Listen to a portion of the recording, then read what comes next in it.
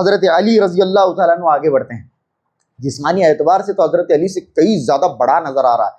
حضرت علی رضی اللہ تعالیٰ عنہ آگے بڑھتے ہیں. سبحان اللہ, حضرت علی بھی شعر پڑھتے ہیں. مسلم شریف کے اندر یہ بھی موجود ہے. حضرت علی شعر پڑھتے ہیں, کہتے ہیں سبحان اللہ, انا الذی سمتنی امی حیدرہ, انا الذی سمتنی امی حیدرہ کغیث الغابات کریہ المنظرہ, انا الذی سمتنی امی حیدرہ, میں وہ ہوں جس کی ماں نے اس کا نام شیر رکھا ہے, میں وہ ہوں جس کی ماں نے اس کا نام شیر رکھا ہے. انا الذی سمتنی امی حیدرہ, میں حیدر ہوں.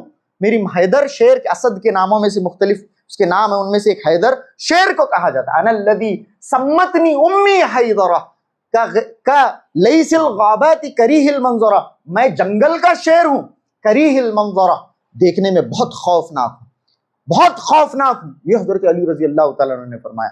پھر دونوں میں مبارزت ہوتی ہے. حضرت علی اور مرحب کے درمیان ہاتھوں ہاتھ ہوتا ہے, دو دو ہاتھ ہو جاتے ہیں.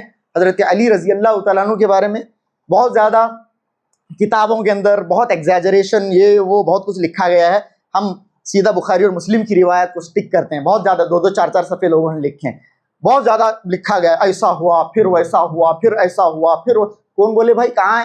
کسی بخاری مسلم کی روایت میں تو نہیں ملا ہمیں, اور بھی دوسری مستند کتابوں میں تو نہیں ملا. یقیناً جنگ ہوئی ہوگی حضرت علی رضی اللہ تعالیٰ عنہ سے. کہا گیا بخاری کی آتھینٹک حدیث میں ہے, حضرت علی رضی اللہ تعالیٰ عنہ ضرب علی رأسہ ففلق رأسہ, حضرت علی رضی اللہ تعالیٰ عنہ نے اس کے سر پر ایسا حملہ کیا, بخاری کے الفاظ ہیں ففلق رأسہ, اس کا سر دو ٹکڑے ہو. اس سے بڑی کیا بات ہونی چاہیے. واشهد ان لا اله الا الله وحده لا شريك له واشهد ان محمدا عبده ورسوله يا ايها الذين امنوا اتقوا الله حق تقاته ولا تموتن الا وانتم مسلمون يا ايها الناس اتقوا ربكم الذي خلقكم من نفس واحده وخلق منها زوجها وبث منهما رجالا كثيرا ونساء واتقوا الله الذي تساءلون به والارحام ان الله كان عليكم رقيبا يا ايها الذين امنوا اتقوا الله وقولوا قولا سديدا يصلح لكم اعمالكم ويغفر لكم ذنوبكم ومن يطع الله ورسوله فقد فاز فوزا عظيما اما بعد فان خير الحديث كتاب الله وخير الهدي هدي محمد صلى الله عليه وسلم وشر الأمور محدثاتها وكل محدثة بدعة وكل بدعة ضلالة وكل ضلالة في النار. فقد قال الله تبارك وتعالى في القرآن المجيد والفرقان الحميد فأعوذ بالله السميع العليم من الشيطان الرجيم من همزه ونفخه ونفثه بسم الله الرحمن الرحيم لقد كان لكم في رسول الله أسوة حسنة لمن كان يرجو الله واليوم الآخر وذكر الله كثيرا رب اشرح لي صدري ويسر لي أمري واحلل عقدة من لساني يفقهوا قولي رب زدني علما سبحانك لا علم لنا إلا ما علمتنا إنك أنت العليم الحكيم. معزز حاضرین جمعہ, ہر قسم کی تعریف, بڑائی اور بزرگی اللہ رب العالمین کے لیے لائق و سزاوار ہے, اور درود و سلام ہو نبی آخر الزماں محمد مصطفیٰ صلی اللہ علیہ وآلہ وسلم کی ذات اقدس پر. اللہم صلی علی محمد وعلی آل محمد کما صلیت علی ابراہیم وعلی آل ابراہیم انک حمید مجید. اللہم بارک علی محمد وعلی آل محمد کما بارکت علی ابراہیم وعلی آل ابراہیم انک حمید مجید. معزز حاضرین, ذی الحجہ کے مقدس ترین 10 دنوں سے پہلے جو سلسلہ رواں تھا, انشاءاللہ اسی سلسلے سے آج ہم واپس شروعات کرتے ہیں. اللہ کے نبی صلی اللہ علیہ وسلم کی پیاری سیرت, آپ صلی اللہ علیہ وسلم کی حیات طیبہ کا مسلسل تذکرہ آپ کے سامنے کئی سالوں سے چل رہا ہے. منصوص باتیں, کتاب و سنت سے ماخوذ باتیں آپ کے سامنے کرنے کی کوشش کی جا رہی ہے. سیرت طیبہ مختلف مراحل سے گزر کر غزوہ خیبر تک آ پہنچی. پچھلے خطبے میں آپ نے سنا کہ کس طرح سے اللہ کے نبی صلی اللہ علیہ وسلم خیبر میں داخل ہوئے اور آپ صلی اللہ علیہ وسلم نے دعا پڑھی اور آپ صلی اللہ علیہ وسلم خیمہ زن ہوئے۔ آپ صلی اللہ علیہ وسلم نے حضرت حباب بن منذر رضی اللہ تعالیٰ عنہ کے مشورے سے پڑاؤ ڈالا، خیمہ اللہ کے نبی صلی اللہ علیہ وسلم نے لگایا۔ اب انشاءاللہ آج کے اس خطبے سے مزید باتیں آپ کے سامنے کتاب و سنت کی روشنی میں کرنے کی کوشش کی جائے گی، خاص طور سے اس سلسلے میں صحیح بخاری اور مسلم کی روایات آپ کو ملیں گی۔ اللہ کے نبی صلی اللہ علیہ وسلم خیمہ زن ہوتے ہیں، جیسے پچھلے خطبوں میں بھی آپ نے سنا کہ خیبر ایک مختلف قلعوں میں منقسم ہے، یعنی ایک جگہ نہیں ہے بلکہ بہت سارے قلعے ہیں خیبر کے اندر۔ خاص طور سے دو حصے ہیں، ایک حصے میں 5 قلعے اور دوسرے حصے میں 3 قلعے، اس طرح سے 2 حصے ہیں۔ پہلے حصے کا نام نقوط اور شق بتایا گیا ہے روایات کے اندر، اور دوسرا جو حصہ ہے اسے کتیبہ کہا گیا ہے، اور بعض روایات کے اندر قتیبہ بھی اسے پڑھا جا سکتا ہے۔ اس طرح سے 2 مختلف حصے ہیں، پہلے حصے میں 5 قلعے، دوسرے حصے میں 3 قلعے ہیں، اس طرح سے۔ اور مختلف، اب اللہ کے نبی علیہ الصلوۃ والسلام اگر فتح حاصل کرنا چاہتے ہیں، مسلمان اگر چاہتے ہیں کہ فتح یاب ہوں، تو انہیں یکے بعد دیگرے ان تمام قلعوں کو فتح کرتے جانا ہوگا۔ ایسا نہیں ہے کہ سامنے ایک لشکر ہے اور اس لشکر کو اگر آپ شکست دے دیں تو آپ کو فتح مل جائے گی، بلکہ یہاں پر پڑاؤ تھے، مختلف مرحلوں سے گزر کر آپ کو مکمل فتح حاصل ہونے والی تھی۔ تو یہ پہلے سامنے کے 5 قلعے اور اس کے بعد دوسرے حصے کے 3 قلعے، اس طرح سے مختلف قلعوں کے اندر پورا خیبر منقسم ہے، تقسیم کیا گیا ہے۔ اب یہاں سے اب جنگ کا باقاعدہ باضابطہ طور پر آغاز ہوتا ہے، جیسے آپ نے پچھلے خطبے میں سنا کہ جیسے ہی اللہ کے نبی صلی اللہ علیہ وسلم کو صبح کے وقت جب اللہ کے نبی صلی اللہ علیہ وسلم خیبر میں داخل ہوئے، اور جیسا ہی اہل خیبر نے، یہود نے اللہ کے نبی صلی اللہ علیہ وسلم کو دیکھا، وہ اس وقت اپنے کھیتوں کو جا رہے تھے، اپنے کدال، پھوڑے اور دوسرے زرعی سامان کو لے کر وہ کھیتوں کی طرف نکلے تھے۔ جیسے ہی اللہ کے نبی صلی اللہ علیہ وسلم کی طرف ان کی نظر پڑی تو بھاگ کھڑے ہوئے، دبک کر اپنے اپنے قلعوں کے اندر گھس گئے۔ اللہ کے نبی صلی اللہ علیہ وسلم نے تکبیر بلند کی، آپ صلی اللہ علیہ وسلم نے اللہ اکبر کہا، اور آپ نے کہا خربت خیبر، خربت خیبر، خربت خیبر، خیبر برباد ہو گیا، اللہ کے نبی صلی اللہ علیہ وسلم نے کہا۔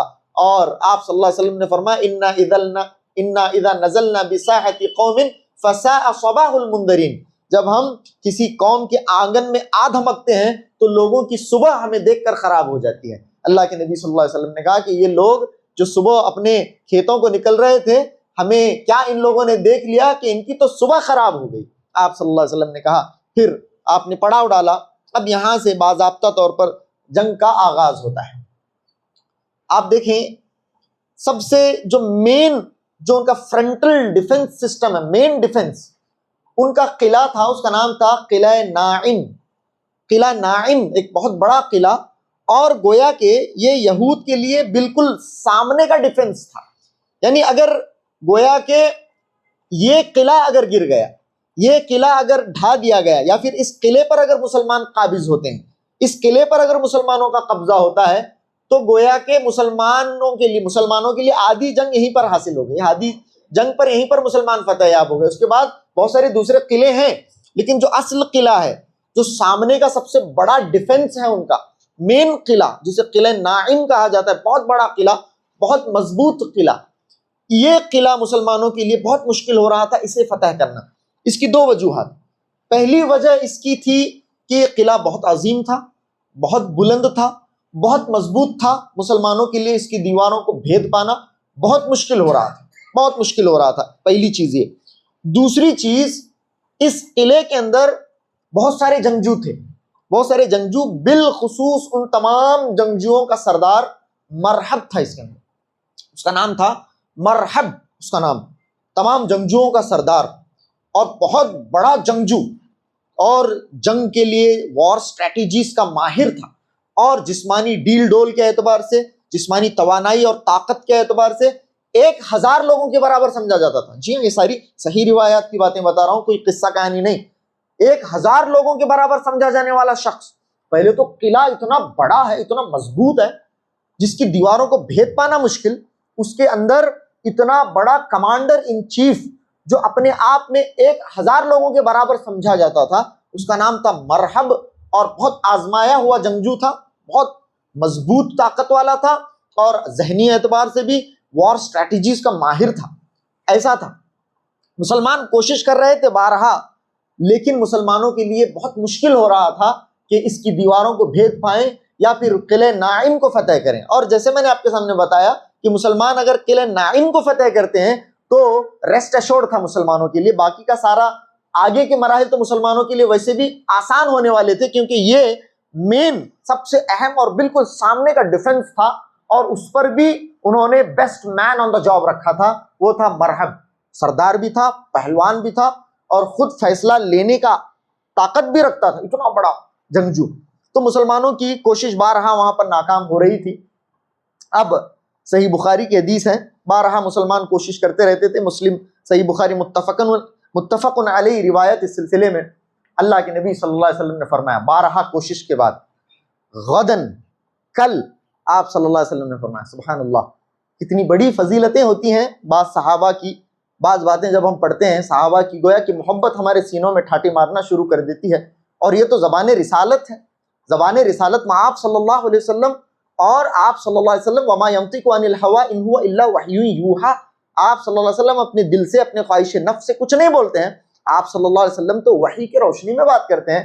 تو آپ صلی اللہ علیہ وسلم نے فرمایا، کوششوں کے باوجود جب صحابہ ناکام تھے، آپ صلی اللہ علیہ وسلم نے فرمایا غدن کل، لأعطین الرایۃ رجلا، لأعطین الرایۃ رجلا، میں ایک ایسے شخص کو جھنڈا دوں گا. آپ صلی اللہ علیہ وسلم نے کہا کہ میں ایک ایسے شخص کو جھنڈا، صحابہ موجود ہیں، سب صحابہ موجود ہیں، عشرہ مبشرہ موجود ہیں اس کے اندر، ابو بکر، عمر، عثمان و علی، دیگر تمام کے تمام صحابہ اکرام، بڑے بڑے انصاری صحابہ، مہاجر صحابہ، بڑے بڑے صحابہ، بدری صحابہ، احد میں شرکت کرنے والے صحابہ، بیت رضوان میں شریک صحابہ اکرام ہیں اس کے اندر، بڑے بڑے صحابہ اکرام. ان تمام صحابہ کے مابین اللہ کے نبی صلی اللہ علیہ وسلم فرماتے ہیں لأعطین الرایۃ رجلا یحب اللہ ورسولہ، کل ہم اس شخص کو جھنڈا دیں گے، کل میں ایک ایسے شخص کو جھنڈا دوں گا یحب اللہ ورسولہ، جو اللہ اور اس کے رسول سے محبت کرتا ہے، جو اللہ اور اس کے رسول سے محبت کرتا ہے، وہ یحبہ اللہ ورسولہ، اور اللہ اور اس کے رسول جس سے محبت کرتے ہیں. دو باتیں ہیں اس کے اندر، دو باتیں. اللہ کے نبی صلی اللہ علیہ وسلم نے فرمایا کہ کل ہم انہیں جھنڈا دیں گے جو اللہ اور اس کے رسول سے محبت کرتے ہیں، یحب اللہ ورسولہ، جو اللہ اور اس کے رسول سے محبت کرتا ہے. پھر فرمایا وہ یحبہ اللہ ورسولہ، اور اللہ اور اس کے رسول جس سے محبت کرتے ہیں. یہ دو باتیں، یعنی یہ ایسی شخصیت ہے جن کے بارے میں یہ بات واضح ہو گیا کہ جن کے دل میں کسی قسم کا کوئی نفاق نہیں، جن کا دل پاک ہے، مطہر ہے، طیب ہے، پاک صاف دل جن کا ہے، یعنی جن کے دل میں اللہ اور اس کے رسول کی محبت سمائی ہوئی ہے. اللہ کے نبی صلی اللہ علیہ وسلم نے کہا کہ ایسے شخص کو کل جھنڈا دیا جائے گا. اور ایسا بھی ہے نہ کہ صرف یہ کہ وہ اللہ اور اس کے رسول سے محبت کرتے ہیں، صرف ایسا نہیں ہے، بلکہ اللہ اور اس کے رسول بھی جس سے محبت کرتے ہیں. وَيَفْتَحُ اللَّهُ عَلَى يَدَيْهِ، تیسری خوشخبری، اور اللہ ان کے ہاتھوں میں فتح عطا فرمائے. اللہ نے کہ نبی نے فرمایا وَيَفْتَحُ اللَّهُ عَلَى يَدَيْهِ، تیسری بات، اللہ تعالیٰ ان کے ہاتھوں میں فتح عطا فرمائے گا. تین باتیں اللہ کے نبی نے فرمایا. ایسے شخص کو جھنڈا دیا جائے گا جو اللہ اور اس کے رسول سے محبت کرتا ہے. دوسرا، اللہ اور اس کے رسول جس سے محبت کرتے ہیں. تیسری بڑی بات کہ جن کے ہاتھوں میں اللہ رب العالمین فتح عطا فرمائے گا. یفتح اللہ علی یدیہ، اللہ تعالیٰ جن کے ہاتھوں میں فتح دے گا. اللہ اکبر. صحابہ اکرام گئے، اب کل کسے جھنڈا دیا جانے والا ہے؟ بڑے بڑے صحابہ اکرام، سب کے سینوں کے اندر یہ امید، یہ خواہش پنپ رہی ہے، سب کے دلوں میں یہ خواہش تھاٹے مار رہی ہے کہ کل میں وہ خوش قسمت انسان ہوں جسے اللہ کے نبی صلی اللہ علیہ وسلم جھنڈا دیں گے. سب کے سب. اور اس میں وہ صحابہ بھی ہیں میرے بھائی جن کے بارے میں اگر ہم بات کرنا شروع کریں، جنہوں نے زندگی میں کبھی کوئی منصب، کوئی عہدہ نہیں چاہا، جنہوں نے ہمیشہ زندگی میں عہدے ٹھکرائے ہیں، منصبوں کو جنہوں نے ٹھوکر ماری ہے، ایسے صحابہ جن کے اندر سر فہرست سیدنا عمر ابن الخطاب رضی اللہ تعالیٰ عنہ کا ذکر آتا ہے کہ وہ کہتے ہیں حضرت عمر رضی اللہ تعالیٰ عنہ کہ جیسے ہی میں نے اللہ کے نبی صلی اللہ علیہ وسلم کے منہ سے یہ سنا، واللہ ما احببت الامارۃ الا یومئذ، کہتے ہیں اللہ کی قسم ہے، ما احببت الامارۃ الا یومئذ، اللہ کی قسم ہے آج تک میں نے کوئی عہدہ، کوئی منصب، کوئی عمارت نہیں پسند کی تھی الا یومئذ، سوائے آج کے. آج جو نبی اکرم صلی اللہ علیہ وسلم کے زبان مبارک سے میں نے یہ خوشخبری سنی ہے اور یہ باتیں سنی ہیں تو آج تو میرا بھی دل چاہتا ہے کہ اس عہدے اس منصب پر میں بھی سرفراز ہو جاؤں، میں بھی فائز ہو جاؤں۔ یہ کہا حضرت عمر رضی اللہ تعالیٰ عنہ نے، اور کہا فَتَسَاوَرْتُ أَنْ أُدْعَى لَهَا، اور میرے دل میں یہ خواہش ہوتی رہی اور میں یہی سوچتا رہا ان ادعا لہا کہ اللہ کے نبی صلی اللہ علیہ وسلم مجھے بلائیں، اللہ کے نبی صلی اللہ علیہ وسلم مجھے بلائیں۔ یہ حضرت عمر کا اگر حال ہے تو دیگر صحابہ کرام کا بھی حال ایسا ہی تھا۔ رات جو گزری ہے تمام کے تمام صحابہ کرام کی اسی خواہش میں گزری ہے کہ کل اللہ کے نبی صلی اللہ علیہ وسلم مجھے بلائیں اور میں وہ شخص ہوں جو اللہ اور اس کے رسول سے یقیناً میں اللہ اور اس کے رسول سے محبت کرتا ہوں، لیکن کل یہ بات بھی واضح ہو جائے گی اگر مجھے نبی بلائیں تو کہ اللہ اور اس کے رسول بھی مجھ سے محبت کرنی، یہ بات تو صاف ہو جائے گی نا۔ اگر میں تو اللہ اور اس کے رسول سے یقیناً محبت کرتا ہوں، لیکن کل یہ بات واضح ہو جائے گی اگر مجھے بلایا گیا کہ اللہ اور اس کے رسول بھی مجھ سے محبت کرتے ہیں۔ اور تیسری جو سب سے بڑی بات وہ یہ کہ اللہ رب العالمین مسلمانوں کو کامیابی میرے ہاتھوں عطا فرمائے گا، فتح اللہ رب العالمین میرے ہاتھوں عطا فرمائے گا، یہ عہدہ، یہ منصب، یہ خوش قسمتی مجھے ملے۔ تمام کے تمام صحابہ کرام اسی خواہش میں۔ اب دوسرا دن آتا ہے، صحابہ کرام جمع ہو جاتے ہیں۔ دوسرا دن صحابہ کرام جمع ہیں، مختلف روایات کا مطالعہ کرنے سے پتہ چلتا ہے صحابہ کرام اتنا چاہ رہے ہیں کہ مجھے بلایا جائے۔ ہر صحابی، بڑے بڑے صحابہ ہیں اس کے اندر، حضرت زبیر ابن العوام ہے اس کے اندر، طلحہ ابن عبید اللہ ہے، سعد ابن ابی وقاص ہیں، حضرت ابو بکر ہیں، حضرت عمر ہیں، اور بڑے بڑے صحابہ، انصاری صحابہ کرام ہیں، بڑے بڑے صحابہ کرام اس کے اندر موجود ہیں۔ اور روایت کے اندر مسند احمد کے اندر ایک روایت ہے جس کے اندر یہ کہا گیا ہے کہ فَتَطَاوَلَ أَصْحَابُ النَّبِيِّ صلی اللہ علیہ وسلم، اللہ کے نبی صلی اللہ علیہ وسلم کے اناؤنسمنٹ سے پہلے بعض صحابہ اکرام ایسا اونچا دکھنے کی کوشش کر رہے تھے، اونچا دکھنے کی کوشش کر رہے ہیں اور اپنے ٹوز پر، اپنے پیروں کی انگلیوں پر کھڑا ہونے کی کوشش کر۔ فَتَطَاوَلُوا أَصْحَابُ النَّبِيِّ صلی اللہ علیہ وسلم، کہ اللہ کے نبی کی نظر مجھ پر پڑے، مجھ پر اللہ کے نبی صلی اللہ علیہ وسلم کی مجھ پر نظر پڑے اور مجھے دیکھتے ہی اللہ کے نبی صلی اللہ علیہ وسلم کو یاد آ جائے۔ یعنی خواہش اتنی، کیونکہ منصب ہی ویسا ہے، منصب ہی ویسا ہے، سبحان اللہ۔ تو یہ مرتبہ بلند ملا جس کو مل گیا۔ دیکھیے حضرت علی کو اللہ رب العالمین کتنا بڑا مرتبہ دینے جا رہے ہیں۔ تو یہاں پر صحابہ اکرام اپنے پیروں پر کھڑا ہونے کی کوشش کر رہے ہیں۔ اب اللہ کے نبی صلی اللہ علیہ وسلم کی زبان مبارک سے الفاظ نکلتے ہیں، این علی ابن ابی طالب، این علی ابن ابی طالب، علی ابن ابی طالب کہاں ہے؟ اللہ اکبر، این علی ابن ابی طالب، علی ابن ابی طالب کہاں ہے؟ اللہ اکبر۔ صحابہ نے فرمایا یشتکی عینیہ یا رسول اللہ، یشتکی عینیہ یا رسول اللہ، اے اللہ کے رسول وہ بیمار ہیں، ان کی آنکھوں میں شدید درد ہے، ان کی آنکھیں آ گئی ہیں، آشوب چشم ہیں، بہت زیادہ ان کی آنکھوں میں درد ہے، آئے بھی نہیں، اتنی زیادہ آنکھوں میں تکلیف تھی حضرت علی کی۔ تو اللہ کے نبی صلی اللہ علیہ وسلم نے فارسل الیہ، جاؤ اسے بلاؤ، اسے حضرت علی کو بلاؤ، جاؤ انہیں بلاؤ، فاتونی بہ، حضرت علی کو بلا کر میرے پاس لاؤ۔ حضرت علی کو بلا کر لایا گیا۔ حضرت علی رضی اللہ تعالیٰ عنہ کو جاتے ہیں صحابہ اکرام بلا کر لاتے ہیں۔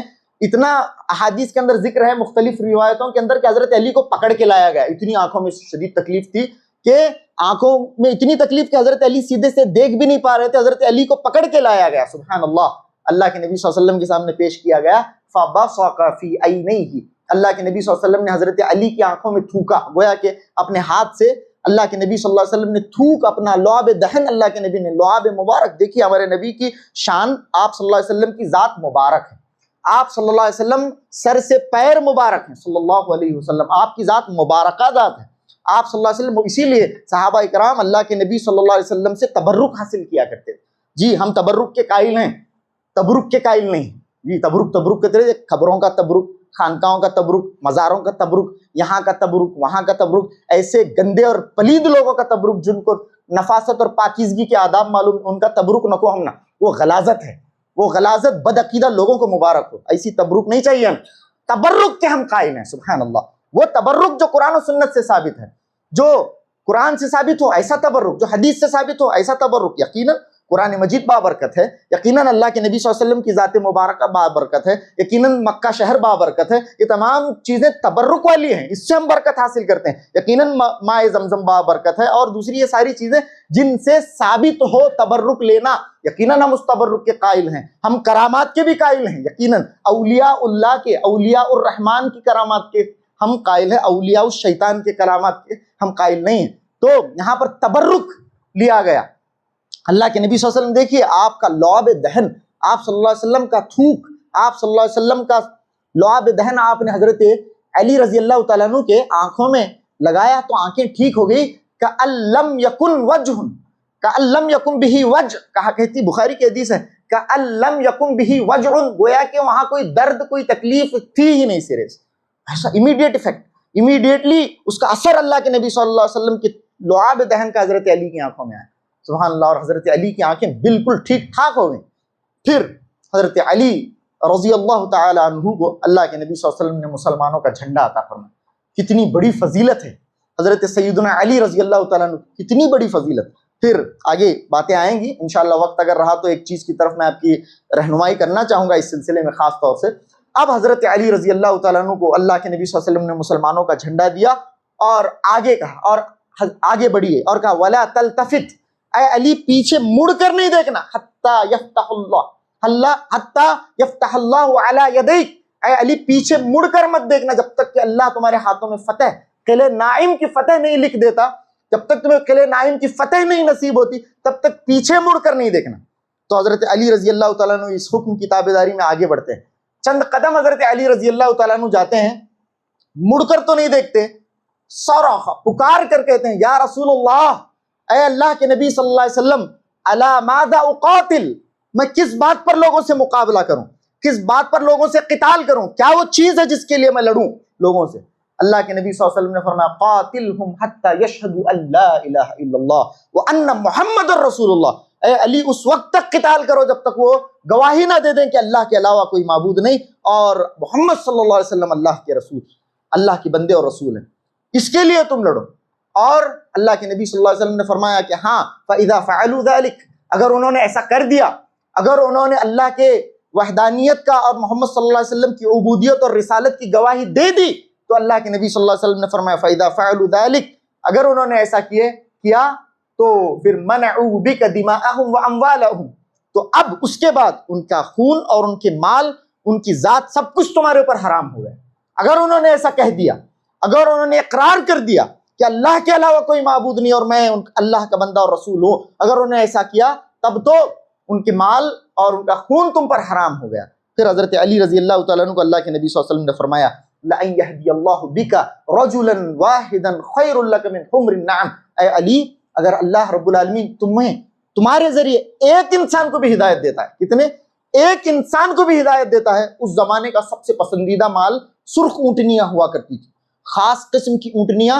आज के जमाने का जिस तरह से पसंदीदा माल सोना चांदी जमीन जायदाद है, उस तरह से उस जमाने का सबसे पसंदीदा माल सुर्ख ऊँटनियाँ हुआ करती थी। अल्लाह के नबी ने फरमाया, लअन यहदियल्लाहु बिका रजुलन वाहिदन खैरुल लक मिन हुम्रिन नअम, ऐ अली अगर अल्लाह तुम्हारे जरिए एक इंसान को हिदायत देता है, जी एक इंसान को भी हिदायत देता है, तो ये तुम्हारे लिए सुर्ख ऊँटों से भी ज्यादा बेहतर, सुर्ख ऊँटों से भी ज्यादा बेहतर है। तो ये कहा अल्लाह के नबी सल्लल्लाहु अलैहि वसल्लम ने। हजरत अली रजी अल्लाह तआला अन्हु आगे बढ़े, फिर किले नाइम पास गए। किले नाइम के दहाने पर हजरत अली रजी अल्लाह तआला अन्हु और उसका लश्कर गया। हजरत अली रजी अल्लाह तआला अन्हु बहुत बहादुर, बहुत ताकतवर, लेकिन आप इतने बड़े लंबे चौड़े और इतने ज्यादा बहुत ज्यादा जिस्मानी एतबार से ऐसे नहीं थे हजरत अली रजी अल्लाह तआला अन्हु, जैसा कि मरहब था, या फिर इतने बड़े मोटे ऐसा नहीं। हजरत अली बहुत ज्यादा चुस्त थे, फुर्तीले थे, बहुत बेहतरीन जंगजू थे, लेकिन जिस्मानी एतबार से सामने वाला मरहब बाहर आया। मरहब बाहर आता है अपने हाथ में नंगी तलवार लिए हुए, हजरत अली रजी अल्लाह तआला अन्हु खड़े हैं और आता है, आकर मुसलमानों की लश्कर है, जर्रार मुसलमानों का, हजरत अली रजी अल्लाह तआला अन्हु सामने खड़े हैं, आता है, शेर पढ़ता है, शेर पढ़ता है, कद अलिमत खैबर अन्नी मरहबू, कद अलिमत खैबर अन्नी मरहबू, शाक सिलाह बतलुन मुजर्रबू, कहता है कद अलिमत खैबर अन्नी मरहबू, ये खैबर जानता है कि मैं कौन, पूरा खैबर जानता है, अन्नी मरहबू कि मैं मरहब हूं, सब लोग जानते हैं, कोई ऐसा नहीं है जो मेरी ताकत से ना वाकिफ हो। कद अलिमत खैबर अन्नी मरहबू, मैं मरहब हूं, शाक सिलाह, ये देखो मैं हथियारों से लैस हूं, बतलुन मुजर्रबू, मैं बतल हूं, बतल का मतलब हीरो, बहुत बड़ा बहादुर हूं, मुजर्रबू, मैं आजमाया भी गया हूं, लोगों ने आजमा कर भी देख लिया है, आज दुनिया गवाही देती है कि मैं कौन हूं, खैबर का मरहब हूं। कद अलिमत खैबर अन्नी मरहबू, ये शेर पढ़ा, कद अलिमत खैबर अन्नी मरहबू, शाकिस सिलाह बतलुन मुजर्रबू। हजरत अली रजी अल्लाह तआला अन्हु आगे बढ़ते हैं। जिस्मानी एतबार से तो हजरत अली से कई ज्यादा बड़ा नजर आ रहा है। हजरत अली रजी अल्लाह तआला अन्हु आगे बढ़ते हैं, सुभान अल्लाह, حضرت علی بھی شعر پڑھتے ہیں، مسلم شریف کے اندر یہ بھی موجود ہے۔ حضرت علی شعر پڑھتے ہیں، کہتے ہیں سبحان اللہ، انا الذی سمتنی امی حیدرہ، انا الذی سمتنی امی حیدرہ کغیث الغابات کریہ المنظرہ، انا الذی سمتنی امی حیدرہ، میں وہ ہوں جس کی ماں نے اس کا نام شیر رکھا ہے، میں وہ ہوں جس کی ماں نے اس کا نام شیر رکھا ہے، انا الذی سمتنی امی حیدرہ، میں حیدر ہوں، میری حیدر شیر کے اسد کے ناموں میں سے مختلف اس کے نام ہیں، ان میں سے ایک حیدر شیر کو کہا جاتا ہے۔ انا الذی سمتنی امی حیدرہ کا لیس الغابات کریہ المنظرہ، میں جنگل کا شیر ہوں، کریہ المنظرہ، دیکھنے میں بہت خوفناک ہوں، بہت خوفناک ہوں، یہ حضرت علی رضی اللہ تعالیٰ عنہ نے فرمایا۔ پھر دونوں میں مبارزت ہوتی ہے، حضرت علی اور مرحب کے درمیان ہاتھوں ہاتھ ہوتا ہے، دو دو ہاتھ ہو جاتے ہیں۔ حضرت علی رضی اللہ تعالیٰ عنہ کے بارے میں بہت زیادہ کتابوں کے اندر بہت ایگزیجریشن یہ وہ بہت کچھ لکھا گیا ہے، ہم سیدھا بخاری اور مسلم کی روایت کو سٹک کرتے ہیں، بہت زیادہ دو دو چار چار صفحے لوگوں نے لکھے ہیں، بہت زیادہ لکھا گیا، ایسا ہوا پھر ویسا ہوا پھر ایسا ہوا پھر کون بولے بھائی کہاں ہے؟ کسی بخاری مسلم کی روایت میں تو نہیں ملا ہمیں، اور بھی دوسری مستند کتابوں میں تو نہیں ملا۔ یقیناً جنگ ہوئی ہوگی حضرت علی رضی اللہ تعالیٰ عنہ سے، کہا گیا بخاری کی آتھینٹک حدیث میں ہے، حضرت علی رضی اللہ تعالیٰ عنہ ضرب علی رأسہ ففلق رأسہ، حضرت علی رضی اللہ تعالیٰ عنہ نے اس کے سر پر ایسا حملہ کیا، بخاری کے الفاظ ہیں ففلق رأسہ، اس کا سر دو ٹکڑے ہو۔ اس سے بڑی کیا بات ہونی چاہیے؟ بہت زیادہ مسالہ وغیرہ یہ کرے تو معاملہ خراب ہو جاتا ہے۔ یہ دیکھیے اس میں ٹیسٹ ہے، کتنا بہترین بات ہے، حضرت علی نے ایک مار ایسا مارا سر کے دو ٹکڑے ہو، ففلق رأسہ، اس کا سر کھل گیا۔ مرحب کا 1000 کے برابر مانا جانے والا شخص، 1000 جنگجوؤں کے برابر جسے مانا جاتا تھا، ختم، ڈھیر ہو گیا زمین کے اندر، خاک آلود ہو گیا۔ اللہ اکبر، حضرت علی نے ایک ایسی ضرب لگائی علی رأسہ ففلق رأسہ، اس کا سر دو ٹکڑے ہو گئے۔ یہ حضرت علی رضی اللہ تعالیٰ، یہ مقام ہے، یہ مرتبہ ہے حضرت سیدنا علی رضی اللہ تعالیٰ عنہ کا، یہ ہے آپ، اسی لیے آپ کو حیدر کہا جاتا ہے، حضرت علی رضی اللہ تعالیٰ عنہ۔ اور یاد رکھیے بھائی، ہم حضرت علی رضی اللہ تعالیٰ عنہ کے مقام اور مرتبے کو ماننے والے لوگ ہیں، حضرت علی رضی اللہ تعالیٰ عنہ کی محبت ایمان کا جز ہے۔ کل 18 ذی الحجہ تھی، کل 18 ذی الحجہ تھی، آپ نے سوشل میڈیا اور یہاں وہاں دیکھا ہوگا، بہت سارے لوگ وہ عید غدیر کہتے ہو، عید غدیر منائی ہے لوگوں نے، نعوذ باللہ، ایک نئی عید ہم نے ایجاد کرنی، عید غدیر کہتے۔ عید غدیر وہ عید جس میں اللہ کے نبی صلی اللہ علیہ وسلم نے حضرت علی کو خلیفہ بلا فصل بنایا، یعنی اپنے بعد حضرت علی رضی اللہ تعالیٰ عنہ کو اللہ کے نبی صلی اللہ علیہ وسلم نے خلیفہ بنایا، یہ وہ عید ہے، اور ایک حدیث سے ڈیرائیوڈ ہے یہ سب کچھ جو بھی ہے، اللہ اکبر، اس حدیث کو ہم بھی ماننے والے ہیں، حدیث غدیر خم۔ آپ نے دیکھا ہوگا بہت سارے لوگ، اور عجیب مسئلہ ہے، لوگوں کی لا علمی کا معاملہ یہ ہو گیا ہے، اتنے لا علم کہ میرا عقیدہ کیا ہے، میں پہلی بات بابا تو ثابت کر، تو کلیئر کر، تو سنی ہے کہ شیعہ ہے، تو سنی ہے یا شیعہ ہے، چاہے تو سنیوں کے اندر کسی بھی مکتب فکر سے تیرا تعلق ہو، پہلے یہ کلیئر تو کر، بیچارے تیرے لا علمی پر تو ماتم کرنے کو جی چاہتا ہے کہ تو شیعوں کا سٹیٹس رکھے ہوئے، شیعوں کا سوشل میڈیا کے اندر واویلا مچائے ہوئے، تجھے معلوم تو ہے عید غدیر کون مناتے ہیں؟ نہیں، انہیں عید غدیر کا رکھ رہا، بہت سارے لوگوں کا مجھے دکھایا گیا، میں نے خود دیکھا، سنی کہلانے والے لوگ، گرچہ ان کا تعلق کسی بھی مکتب فکر سے کیوں نہ ہو، سنی کہلانے والے لوگ عید غدیر کہتے، غدیر خم، عید غدیر، عید غدیر۔ اللہ اکبر، کیا ہوا تھا بھائی اس دن؟ کیا ہوا تھا آپ کو معلوم ہونا چاہیے۔ فتح، اللہ کے نبی صلی اللہ علیہ وسلم حجۃ الوداع سے لوٹ رہے تھے، جہاں پر اللہ کے نبی ایک ہی حج اللہ کے نبی نے کیا ہے صلی اللہ علیہ وسلم، خطبہ حجۃ الوداع اللہ کے نبی نے دیا، 1,00,000 سے زائد صحابہ اکرام کے سامنے اللہ کے نبی صلی اللہ علیہ وسلم نے خطبہ دیا، اہم ترین باتوں پر اللہ کے نبی صلی اللہ علیہ وسلم نے خطبہ دیا۔ اس کے بعد حج سے جب اللہ کے نبی فارغ ہوئے، آپ صلی اللہ علیہ وسلم واپس مدینہ منورہ تشریف لا رہے تھے، اس دوران راستے میں ایک مقام جہاں پر خم نامی ایک مقام، جہاں پر ایک تالاب تھا، جہاں پر ایک کنواں تھا، وہاں پر اللہ کے نبی نے پڑاؤ ڈالا۔ حضرت علی کے متعلق بعض لوگوں کے دلوں میں کچھ غلط فہمیاں تھیں، کچھ ناراضگی تھی، حضرت علی کے متعلق بعض لوگ بدگمان ہو گئے تھے ایک خاص مسئلے کو لے کر، بہت تفصیلی باتیں ہیں، انشاءاللہ جب وقت آئے گا اسے بہت تفصیل سے ہم سمجھانے کی کوشش کریں گے۔ اب اتنا ہے کہ حضرت علی کے متعلق بعض لوگ بدگمانی کا جب شکار ہوئے، اللہ کے نبی صلی اللہ علیہ وسلم نے غدیر خم کے موقع پر، خم کے مقام پر جہاں پر پانی پیا جا رہا تھا، وہاں پر صحابہ اکرام جو تھے اللہ کے نبی کے ساتھ، ان صحابہ اکرام کی موجودگی میں اللہ کے نبی نے حضرت علی کو بلایا رضی اللہ تعالیٰ، اور حضرت علی، بہت ساری باتیں ہیں اس کی تفصیل میں نہیں جاتے ہیں، حضرت علی رضی اللہ تعالیٰ عنہ کا ہاتھ اللہ کے نبی صلی اللہ علیہ وسلم نے اٹھایا، اسی لیے آپ وہ سٹیٹس میں اور وہ اس کے اندر سوشل میڈیا پر دیکھتے ہوں گے کہ اس طرح کا کیا تو ہاتھ اس طرح سے پکڑے سو رہتا ہے، اسے دیکھیں گے نہیں آپ، ٹھیک ہے، وہ پکچر اللہ کے نبی نے حضرت علی رضی اللہ تعالیٰ عنہ کا ہاتھ اٹھایا اور کہا من کنت مولاہ فہذا علی مولاہ، من کنت مولا فہذا علی مولا، میں جس کا مولا تو علی بھی اس کا مولا، میں جس کا دوست علی بھی اس کا دوست، جو مجھے محبوب رکھتا ہے اسے چاہیے کہ وہ علی کو بھی محبوب رکھے۔ کیا بات ہے، سیدھی سیدھی بات ہے۔ من کنت مولا فہذا علی مولا، اللہ کے نبی صلی اللہ علیہ وسلم نے حضرت علی کے لیے فرمایا۔ اور بھی دوسری روایت کے اندر اللہم والی من والا اللہم عادی من عادا، اے اللہ علی سے جو محبت رکھے تو اس سے ان سے تو محبت رکھ، اور علی سے جو دشمنی رکھے تو ان سے دشمنی رکھ۔ یہ اللہ کے نبی صلی اللہ علیہ وسلم نے فرمایا۔ اب یہاں پر کہاں ہے کہ اللہ کے نبی صلی اللہ علیہ وسلم نے اس موقع پر حضرت علی کو خلیفہ بلا فصل گھوشت کیا؟ خلیفہ بلا فصل کا مطلب معلوم ہے آپ کو؟ حضرت علی کو تو خلیفہ ہم بھی مانتے ہیں، حضرت علی کو خلیفہ وہ بھی مانتے ہیں، لیکن حضرت علی کو وہ خلیفہ بلا فصل مانتے ہیں۔ بلا فصل کا مطلب اللہ کے نبی کے فوراً بعد، بیچ میں حضرت ابو بکر نہیں، عمر نہیں، عثمان نہیں، حضرت علی رضی اللہ تعالیٰ عنہ خلیفہ بلا فصل کہتے۔ حضرت علی رضی اللہ تعالیٰ عنہ کو یہاں پر کہاں اللہ کے نبی صلی اللہ علیہ وسلم نے خلیفہ بلا فصل کہا؟